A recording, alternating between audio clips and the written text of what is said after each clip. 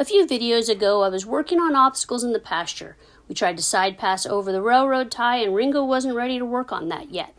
As I begin, I want to express full transparency that this is where we are at in our training, and this is what I worked on to accomplish it. I know some of you guys are facing the same challenges that I do on a regular basis.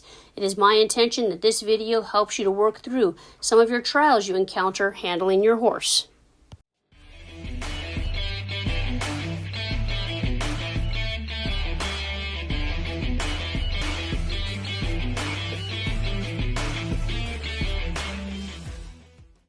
I'm going to start out by first leading him over the railroad ties to make sure he's in a good headspace to even work on side passing today. I really like how soft he is in the halter. There's a nice drape to my lead. I'm not dragging him or holding him back or pulling on his head. He even sticks his tongue out to lick and chew as we walk over. All of these are great signs that he's okay and he's accepting of this process. My favorite part of hand walking like this is that all I need for equipment is my stiff rope halter and my 16-foot lead. Don't forget your 4 dogs too to help with distractions because as we all know, there aren't already enough distractions out on the trail. Once we moved off the obstacles, he loses his focus immediately and looks off into the distance. This is not an ideal time to ask for anything. In fact, it was at this point that I knew he was not even aware that I was there. So rather than make a big deal out of it, I gave him a few seconds before I asked him to refocus on me or to actually give him a job. I started by asking for a turn on the forehand. I used my broken whip as an extension of my arm to point to what part of the body I wanted him to move. We can see it takes very little pressure. I alternate with asking him to move his front end over. He crosses his left over right. He's still really soft in the halter as he moves away from me on a long lead. This maneuver has been practiced and comes easy to him. I'm satisfied with this and I don't want to overdo it. He's given me all the right answers and we switch to the other side. We see he takes a hold of my lead rope in his mouth almost immediately. They do this for lots of reasons. Sometimes they are so challenged with the situation, it's how they internalize it. Sometimes it's complete boredom, and I think that in this case, that's the situation. So I immediately go to asking him to move his hip over with the extension of my arm, and much like the other side, it takes very little pressure.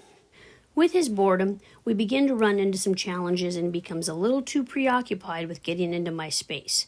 I try to ignore it and use it as an opportunity to move his front end over out of my space.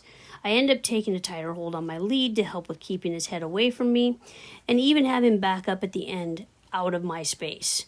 I need to find a way to challenge him mentally and physically. This is the problem that we all run into when working with our horses, especially in the winter. I would love nothing more than to send him out away from me, make him move his feet, and give him a real job, but the snow is not deep enough and the ground underneath is frozen. He'll likely slip and wipe out. He starts to give me lots of answers all at once. He's not only busy-minded, but he's busy-footed as well. Don't get me wrong, there's a time and a place for foot speed. This is really promising to me that he is this ambitious, but I wish he'd wait for me to ask for him to move specific body parts and quit grabbing my lead rope. I make the crossover and front maneuver more challenging by asking for more steps. Make it a complete 360-degree revolution on his haunches before allowing to release or quit on him. Then move straight into a backup. I make the job more mentally difficult by asking for a longer period of time and quickening up the change of direction. I basically increase the pressure. Is it perfection? No. But he's fairly soft on my lead, he's moving out of my space, and occasionally he's crossing over his fronts every once in a while. For the sake of time, I'm going to move on to the obstacle. It is a prerequisite that they stop well in hand before straddling the obstacle. They have to respond to pressure on that halter because their first instinct is going to be to move forward. It's a little bit more difficult to tell at this angle, but I'll alternate reaching with the extension of my arm, pointing at his hip, and then pointing at his shoulder. Put the pressure on slowly. And when he's done what you've asked, you can release by moving that stick up in the air or away from his body. Is it perfect? No. But we have to recognize the try and quit asking him before he quits giving to us. So let's switch to the other side and try it the other direction. We repeat the process with a quality stop, straddling the railroad tie. I gather my lead up and move my hand closer to the halter. This direction, I am more consistent with my ask and then releasing pressure every time he moves his hind end over. When he is done, I release pressure altogether, point my whip to the ground, and give him a good rub on his face. I'm still not done yet. I want to reinforce the softness again by backing him up, just to remind him his job isn't done for the day. Thanks for watching. I hope this inspired you to work with your horses in hand no matter what time of year it is. Have a great rest of your day.